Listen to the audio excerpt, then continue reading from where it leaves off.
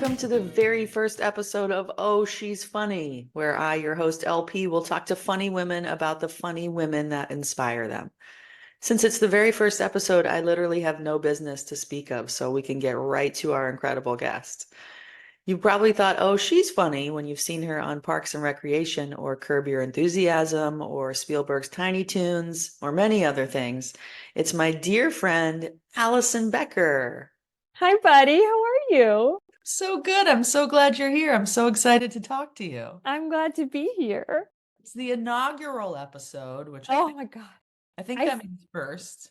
I didn't realize that. I feel so much pressure. It's a lot of pressure. So it's this, and it has to hit really high. Oh Otherwise, God. Oh, let's start over. I didn't like the intro. otherwise I get canceled. It's actually no pressure. There might be no one listening, so Great. there's no problem. Um, but Not true. Not true. there's plenty of our friends. We have upwards of 11, 12 friends listening. Yeah, at least. But I'm excited to talk to you because you are such a prolific writer, actress, director. You're a doer of sorts. You're like a person who does stuff, you get things done. You've got a cool, you always have something fun going on. So I just wanted to talk to you about like how you got into your career, comedy, and like what inspired you to get there. So let's just talk All all right. Alison Becker. This is like your origin story. Oh my God. Okay. How Where did do I you get start? there? What did Um, baby Alison think was funny? um, Poop, probably a lot of fart Classic. jokes. I mean, just I was a regular kid. Choose it. Um, Grew up in New Jersey.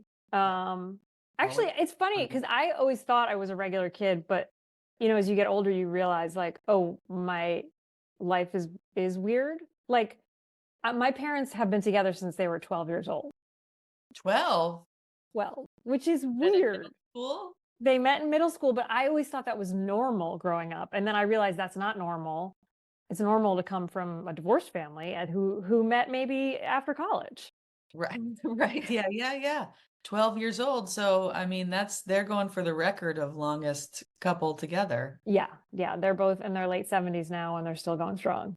It's wild. That's so adorable. So that's a really beautiful relationship for you to try to model in your life. Yeah, and obviously I have not succeeded. And I don't feel any pressure to, have that life that I'm doing fine. I'm doing fine. Were your parents funny? Um, I think my dad is funny. Um, Did they think you were funny? it's funny. They think I'm funny. I think at the time when I growing up, they did not think I was funny. Probably because we disagree on a lot of like things that are funny and a lot of politics and things. But Okay. now I can make them laugh. But my dad is a twin, and his brother, my uncle, his twin brother he passed away a couple years ago, but he was very funny. Okay. Yeah. And I definitely like I think that's the first person in my life as a young person that I was like, oh, this is, without like consciously knowing it, just being like, oh, this is what comedic timing is. And this is like, Yeah, this guy's got something. yeah, what's that? What's that guy's doing? I like that. He's got Riz. What's he doing? Yeah, before the word existed. Sure. So were you like, as a kid, were you like interested in entertainment or acting or any of that? Yeah, I was very interested in just entertaining in general. What I would do is when I had friends over, we would either make a haunted house that no matter what time of year it was, like we would turn the basement into like a haunted house, and then we would be like, okay, mom, you got to walk through the haunted house now. And she was like our customer. Okay. And then that expanded into like other things. So sometimes we'd be like, okay, we're gonna make the living room a jungle. Jumanji. So we would like dress up my dog as a lion. Oh, wow. I don't even think lions live in jungles, except from the song "The Lion Sleeps Tonight." Don't they live more like in? Anyway, Yeah. I guess he's the king of the This jungle. is like a nature show, so it doesn't matter. Okay, just fact check this before you publish it. Yeah, so we would dress up my dog like a lion, and then we would like put these like fake parrots around and stuff, and we'd be like, okay, now you're gonna walk through the jungle, and over here you'll notice this very scary lion. And I was obsessed with like presenting things entertaining. I guess it's entertaining. And I would Yeah. also, this is embarrassing, but I would also, in order to make the soundtrack for the jungle, I wanted a bunch of jungle sounds. Now, this is pre-internet, you know, Sure. this was even pre like CDs. Yeah. How are So you creating I sound? I had two, I had my pink boom box, Uh-huh. and then I would take my brother's blue boom box, and Girls, very boys. gendered, very traditionally gendered boom boxes in the 80s. And I would hit record on one of the boom boxes, and I would make like a sound, like a bird sound, like, and then I would rewind it and play it back. So you hear on this tape. So then I hit play here and then record here, and I would go back and forth until I had like just this cacophony of jungle sounds. Oh my God. That's really innovative. And like now we have AI who can do all that for I you. mean, Back kids then, can just hit a button.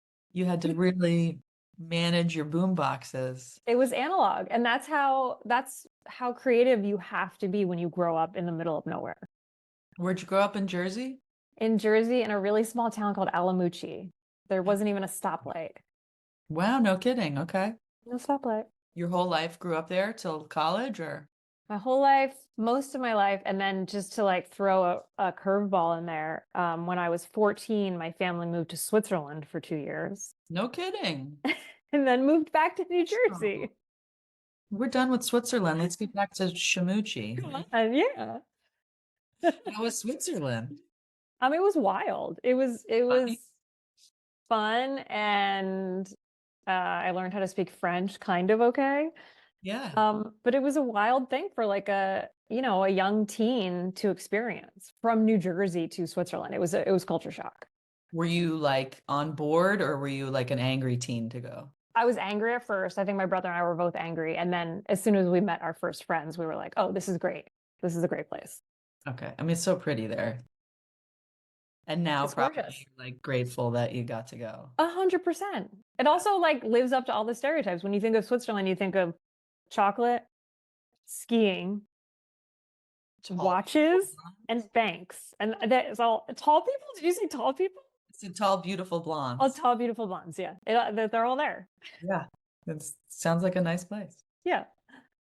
So then we're back to New Jersey. Then what are we thinking about college? We're like, maybe I want to pursue an entertainment. Yeah, maybe I want to be an actor. Maybe I want to be a writer. I don't know. Auditioning for school plays. Not good in the musicals. Can't sing, but the plays, getting the lead. Okay, this is fun. Getting I like paid, doing it. hustling through the singing. What are we doing? Just I just not the leads in the musicals. okay. Just the straight plays. Yeah. In the musicals, I was just shoved in the background. I cannot sing to save my life. Me neither. I It's can do an so impression of someone singing. yeah. I can do Every that. once in a while I do it and someone's like, you have a beautiful voice. And I'm like, that's a joke voice.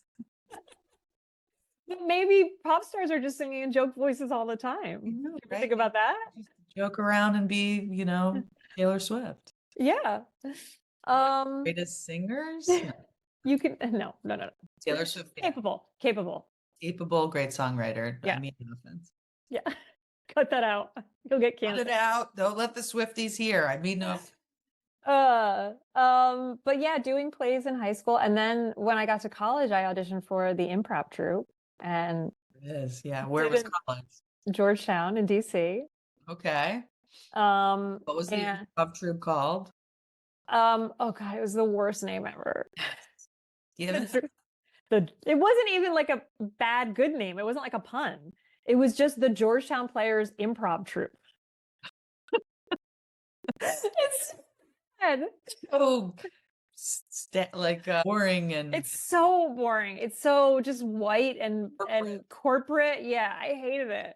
But I started doing it like I learned and did improv at the same time because I had never done it before. Yeah. And yeah, I performed. I was at Georgetown with like Nick Kroll and Mike Birbiglia, and so we all overlapped at the same time. And then I was like, oh, comedy, I like this. I want to do this. Yeah. But this was also at a time when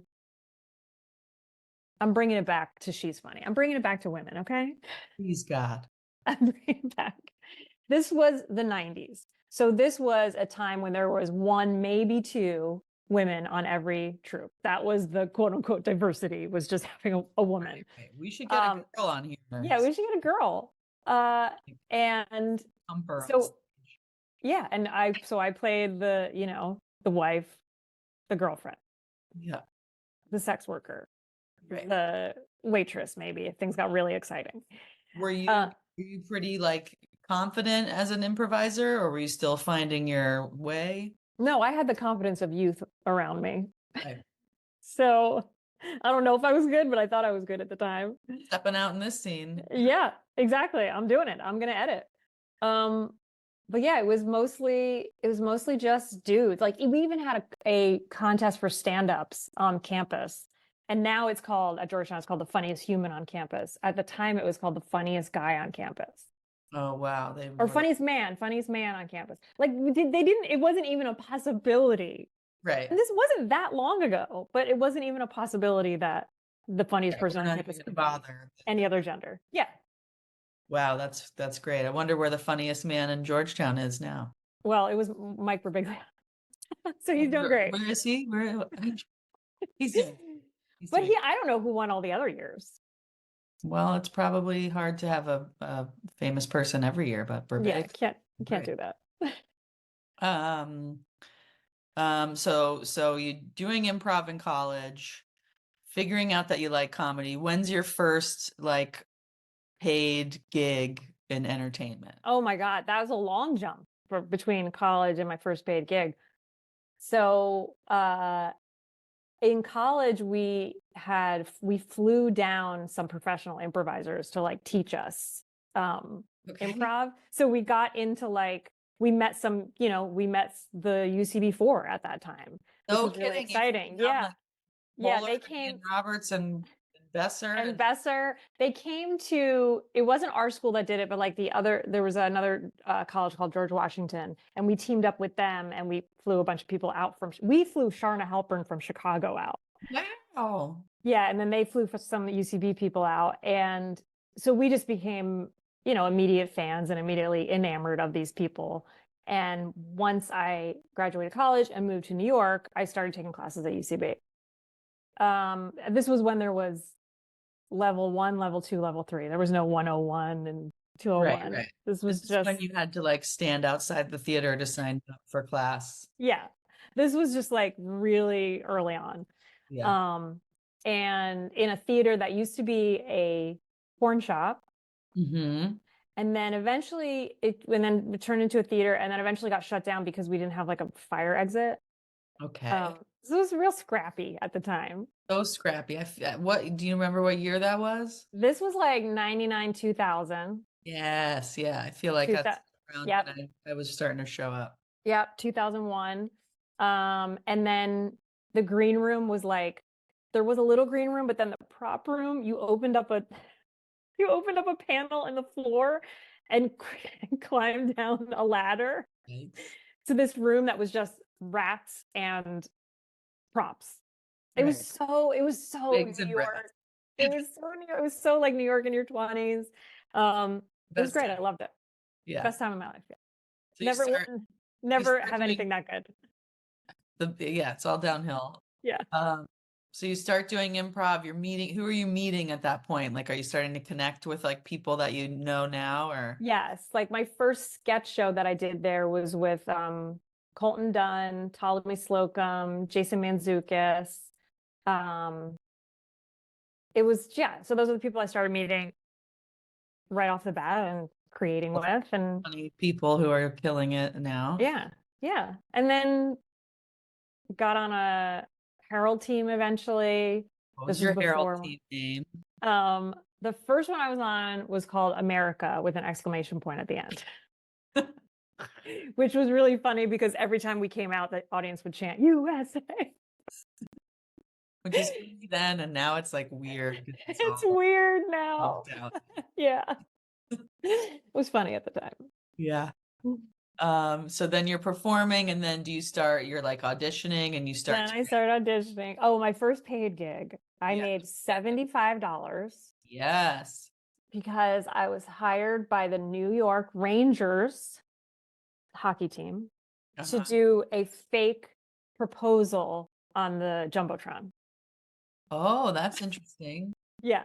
You're being proposed to? I'm being proposed to, and I'm wearing a Rangers jersey, and they got this other actor who was wearing a Penguins jersey. And he gets down on one knee and proposes to me, and I take a bucket of popcorn and dump it on his head because I would never marry a Penguins fan. And the audience is just like, yeah. I don't know if they knew it was fake. It was pretty fake. $75 each, 150 bucks. I guess I'm like, how naive of me. I didn't realize they were like planting. I know. Sorry to burst everyone's That's jumbo. not real? It's not Oh, real. man. But I also got to go to a Ranger game. So that's like more than $75. That's true. Yeah. What? I feel like you do a lot of like sport related entertainment. Not a lot, maybe, but like Well, you have listen, a little in the sport world. I do have a little, yeah, because I did a show with Kenny Mayne, who was a ESPN guy called Main Yeah. Street. So yeah. But I also have done, were you there when I won the Gucci bag and the Jumbotron? Yes. So quick, just I also do a lot of Jumbotron work, obviously. Yes. But just a fun story. LP and I, she knows this, but I'm telling the audience. Please tell everyone. We played on a basketball team together. We didn't even talk about that yet.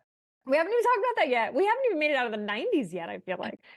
But we knew each other, but we became really good friends because we played on this basketball team together. I am not a good basketball player. You are a very good basketball player, and you were very gracious with me. But one day, we went to a Sparks game, WNBA, and like at men's games, they give away like fucking Lincoln Navigators, but at the women's games, they're like, "Who wants to win this Gucci bag?" And I remember I turned to you guys and I was like, "I'm gonna win that fucking Gucci bag." Love I don't it. even like Gucci bags. I don't. I just wanted to win.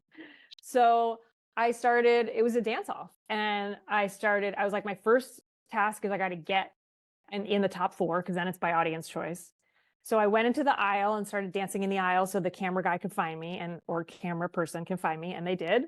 And then once it got down to the four, I was like, everyone is sexy dancing. I'm just gonna funny dance. I gotta stand out. Yeah, and not everybody wants a twerk. Not everybody wants that. So I won a Gucci bag. It is this big. It's Mhm. white. And I think for a couple of basketball practices, I just put my basketball in it. How much is the Gucci bag? I honestly do not know. That one, I'm assuming, is like $4,000. Is that? I don't know. I buy my purses at Uniqlo and they're $12. So Right, right. Is it worth great, selling the Gucci bag? Are we sitting on a little maybe, but the story is just so funny. And when I do use it, so many of my friends are just like, "Why do you? It's so not you." Like it always starts. It's always a question, and I love it. It's a great prop. Great props, great story. But the end of my Jumbotron era. Well, that's unfortunate, and hopefully we can get you back into the Have you ever been on a Jumbotron? I guess not. No, Not yet. I have been hit in the face by a basketball at a Oh my God, really? What game? I don't at know why that's important, but what game? a Laker game. I was like gifted these courtside seats, so I'm like so stoked. I'm sitting Oh my God. courtside, like under the basket seats, Yep. and it's either halftime or the quarter's over, and the big horn blows, like the game has stopped. So like I Right. I look away, and then bang, right Oh, in my fucking face. did anyone apologize to you or come over to you? Everyone apologized. Did the players come over? Yeah, and I'm forgetting who it was. I'm such an idiot. Oh, Forgetting who it that's was. so cool. But like people from the arena come over and they're like, "Are you okay? Can we get you anything?" And I'm like embarrassed because I got hit, but I didn't do anything. I was just sitting there, and my wife had gone to the snack bar, so I was just by myself. Did they give you They were like offering me stuff. I'm like, "No, no, no, I'm okay." And anything? I know, take a drink, get some fries, something. And then Yeah. a very tall basketball player was like, "I'm so sorry, that's my bad. Are you okay?" I was like, "Yeah," and I forgot who it was, but fully fucking clocked in the face. Sorry, I shouldn't laugh. I just think it's It really was funny. very funny. I was so mad no one I knew was there to see that. Especially because you and I are so tiny and these basketball players are so tall. Like I just picture him like getting down on his knees to be like, "Are you okay?" Young child, are you all right? Asked for a picture? Nothing. I did nothing. I was just like, Sure, come on. it was like frozen and embarrassed. Like who gets hit in the face? Isn't it? There's something about getting injured or falling in public, or I don't know if you've ever passed out in public, Yeah. but there's something really funny to me about, I mean, it's awful, but we're okay. There's something funny about passing out in public because I don't know what it is, but myself and other people, we very rarely say, because you feel it coming on, but you very rarely say, like, hey, I'm going to need to interrupt you for a second. I'm about to pass out. I need to sit down. You just, for me anyway, I just power through. Yeah, you're like, I'm gonna will this away and no And one's gonna know that I need help. then And you then just collapse and hit your okay. head. Yeah. It's Yeah. such a dumb instinct. Yeah. Well, yeah, It's, yeah. like you don't want anyone to know or you don't want to ask for help or That's exactly, it's all those things. it's a very womanly thing. Yeah. Keep up the perfection. Ding. Which reminds me of our basketball league, which we should just mention was a adult women's league Mhm. started by some wonderful improvisers. Yes. Do we remember who it was? Maria Maria. Blascucci. I'm ruining her last name. Yeah. I will equally ruin it. Um, which was awesome. And she would like got all these improvisers together to play basketball. And it was so fun because it was like girls who played in high school and then like people who'd never played before, like you, I don't know that Like you, me, yeah, I never played. and it was a really like sisterly league where like maybe you, Allison, you would take like a 3-point shot and if it went in, both teams were like, yeah, Exactly. that's so cool. And then like we'd be running down the court and all you would hear is like, sorry, bad pass, sorry, I missed. It was like such a sweet women's league. And then like 3-4 years later, like other women who play basketball started to hear about it. And it was like college players were And then coming. there was like an ex WNBA player too. And what? And then there was like doing behind the back passes and like half dunking and shit. And it was like, I can't keep up with this. I'm trying No. to like, do bits on the floor.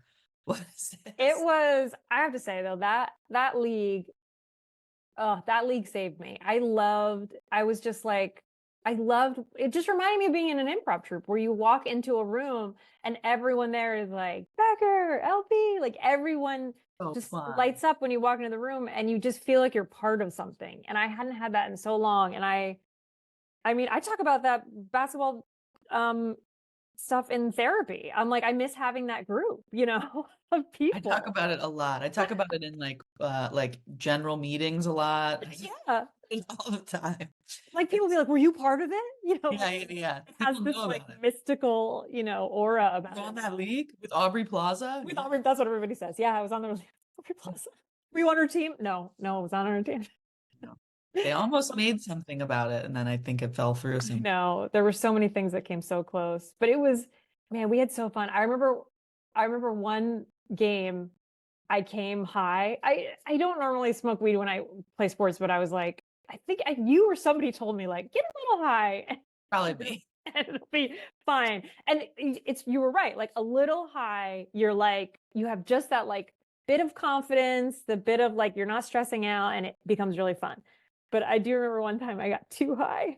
I don't know if you remember this, but I It's was vaguely coming back, actually.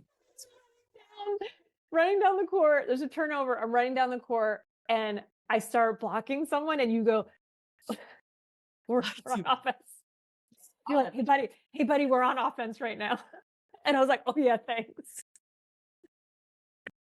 It was so funny. Slow on the transition. It was so funny. I was like, oh, yeah, okay, I know what I'm doing. Uh, But those were good times. so much fun. You gotta team sports, improv teams, all that shit. So good for you. Yeah. Um, I do want to ask you about Parks and Recreation With Aubrey Plaza. with Aubrey Plaza. What was Aubrey Plaza? No, just like that is were you like so stoked to get that? Oh my God, yeah. I mean, first of all, Aubrey's wonderful. She's I want to wonderful. say Amy Poehler, wonderful. Everyone's wonderful. Everyone's wonderful. I didn't, yes, I was so stoked to get it. When I was cast in it, it was still called it hadn't been on the air yet. So it was still called the Amy Poehler Project. Oh, yeah. And so I was so excited, but didn't really know how big it was going to be. Hmm. I was just so excited because I love Amy and I've always loved her. And I was like, I want to work with her more and this is great. And yeah, and then my character just wound up, they kept bringing her back. They kept bringing her back. And I was so excited to just live in this delightful Pawnee world. And that show is so special, and making it was so special. And everyone always asks me like for, dirt or juice from, on set, but I have none because everyone was so supportive and so funny and so wonderful. I mean, like people made like lifelong friends from that show, and they would like go on vacation together. Like the crew would like go on vacation together. Like it was great. It was just so tight and wonderful. And I have nothing bad to say about it. You have anything good to say about it? Only good things.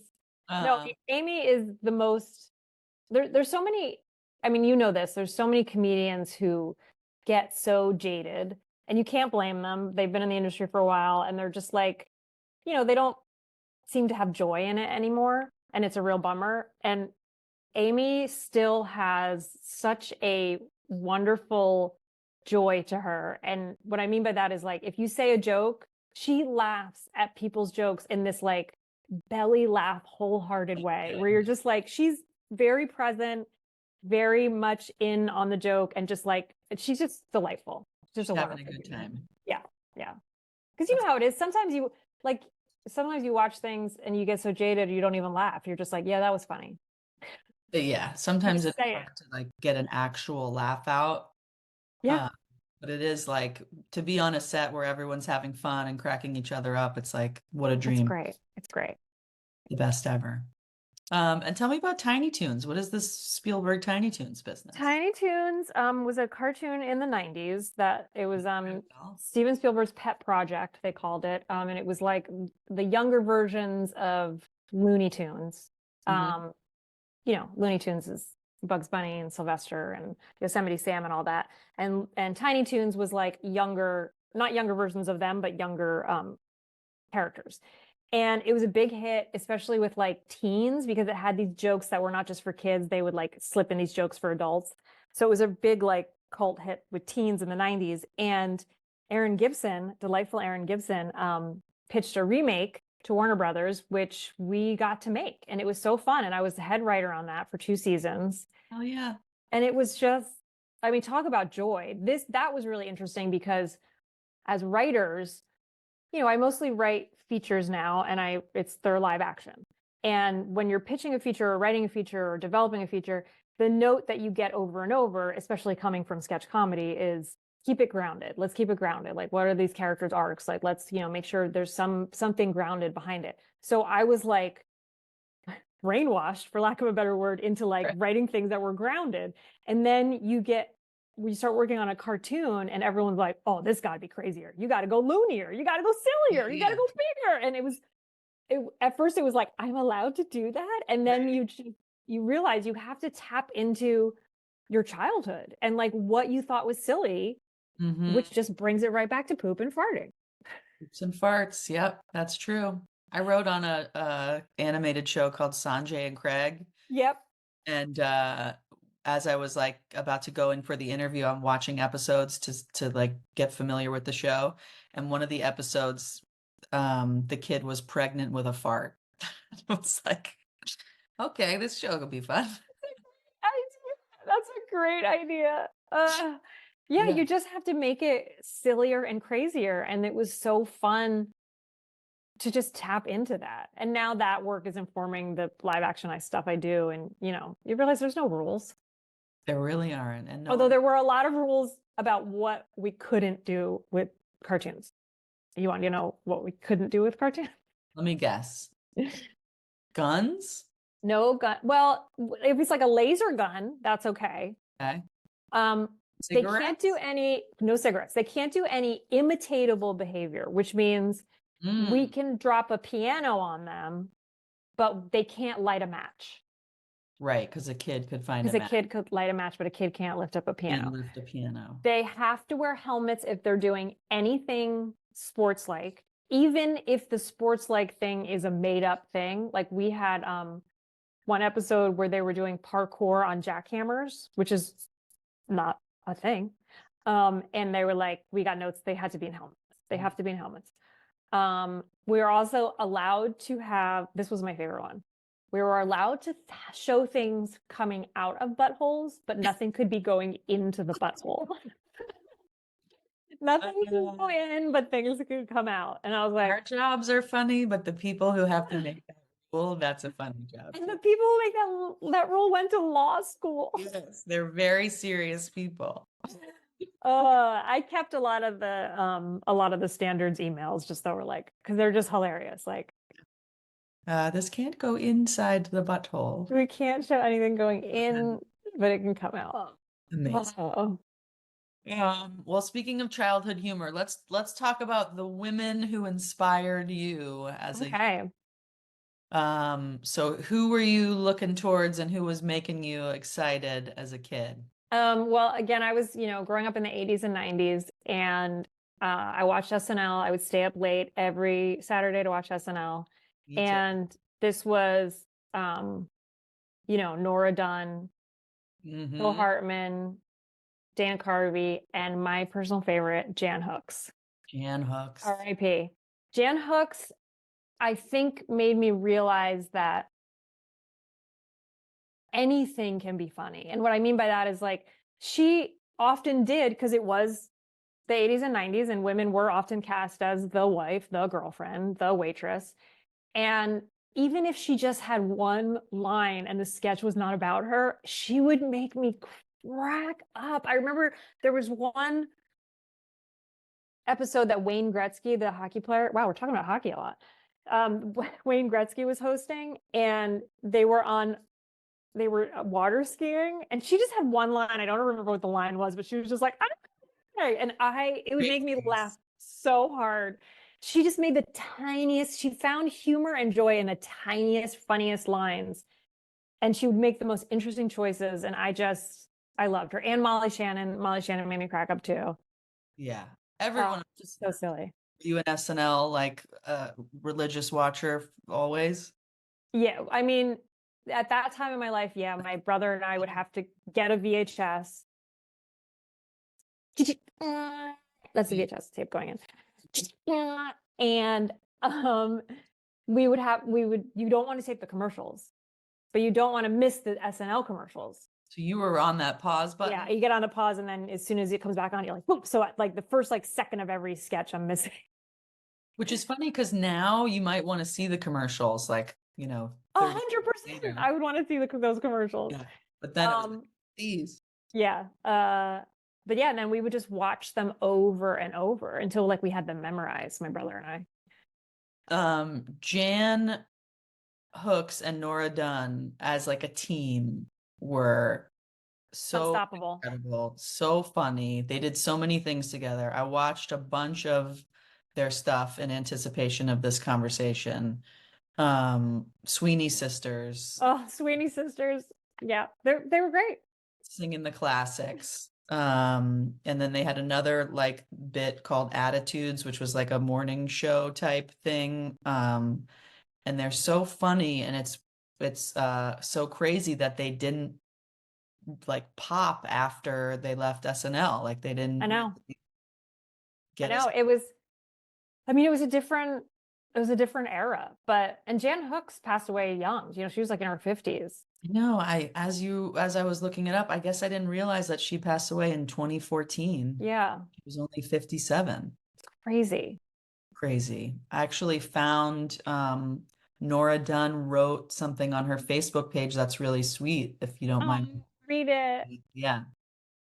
All right, so this is from Nora Dunn's Facebook page after Jan passed away.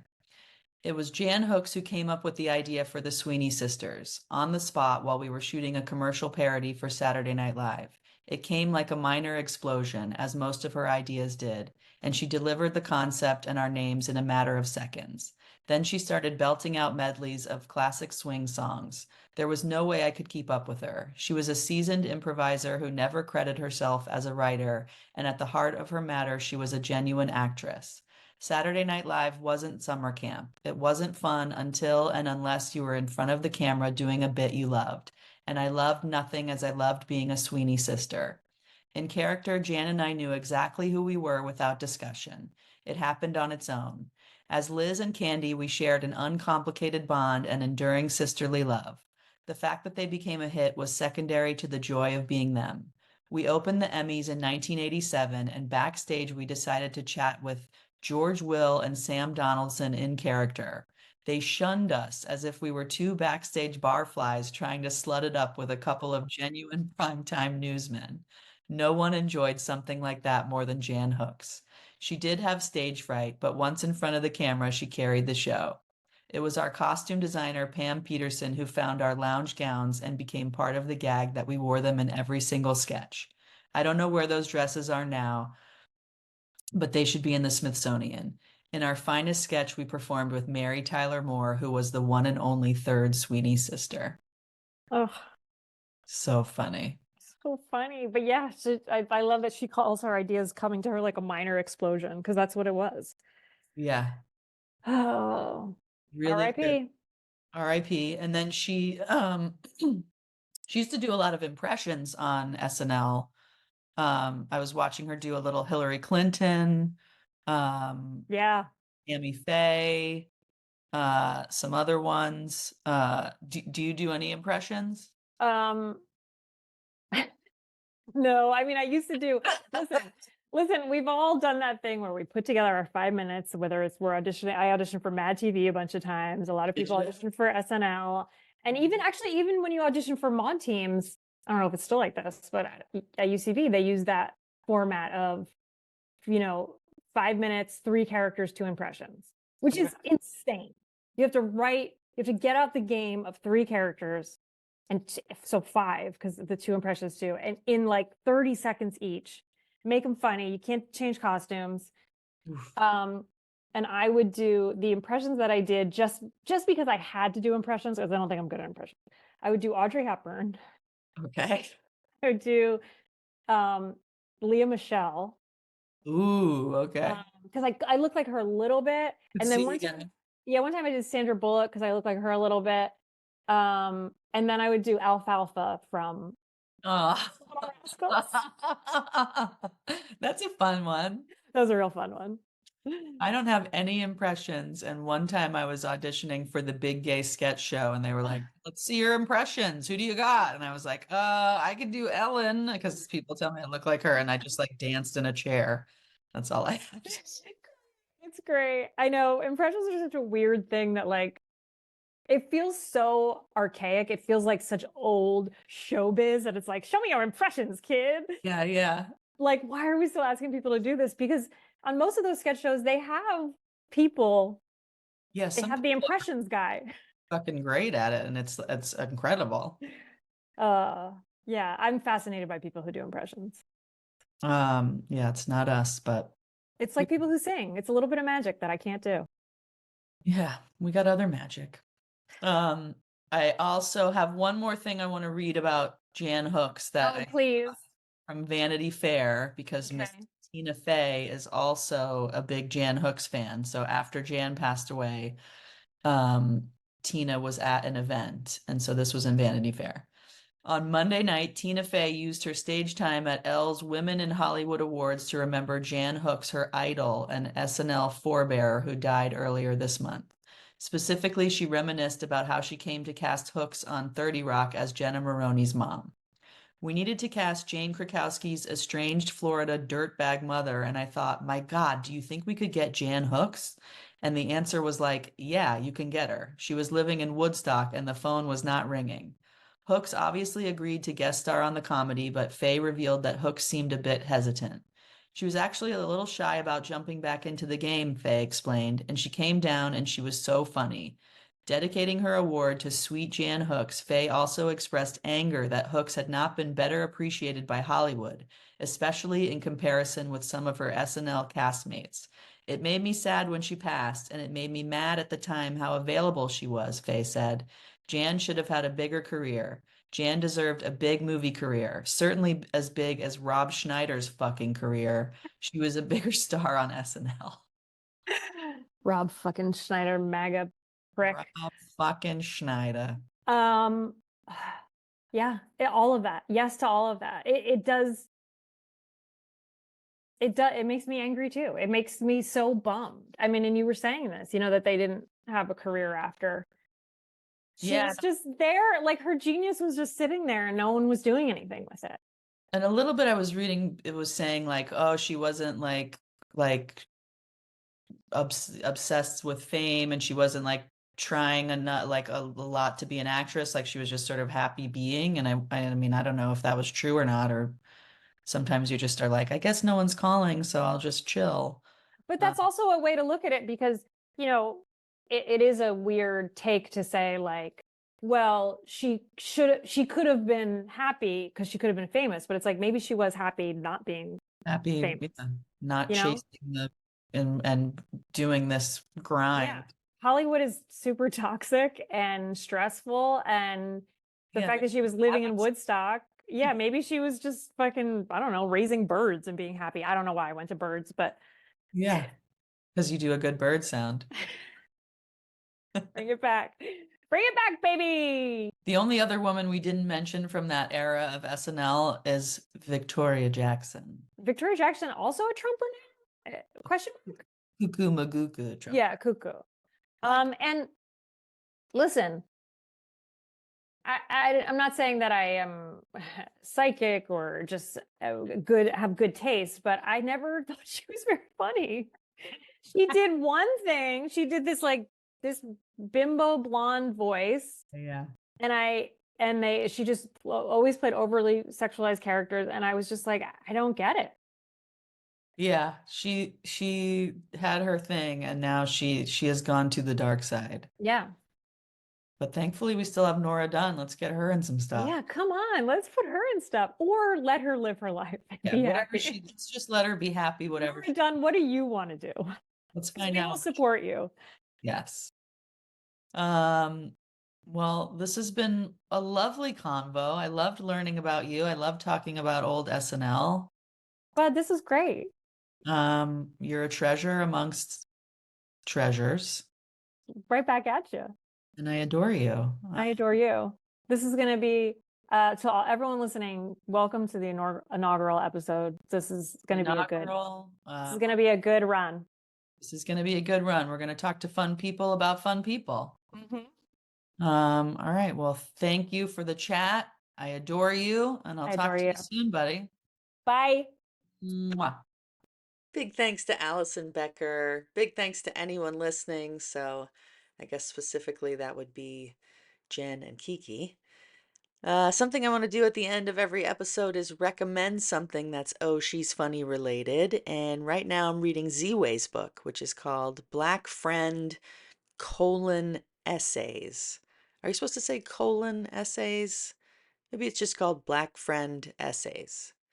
Anyway, it's really funny. It's like bite-sized chapters of funny things that have happened to her. She's very cool. If you're not following her, follow her, Ziwe, and follow the podcast, why don't you? Oh, She's Funny Podcast on Instagram. Trying to post stuff on there to tell you what's coming up and other things that I think are cool. I'm a one-man band here, so I'm figuring it out. So send me some tips if you got them. Suggestions, people you want to hear talked about. Next week, we're talking to Sarah Burns, and I cannot wait. I think that's it for this week. Thanks, everybody. See you later. Bye.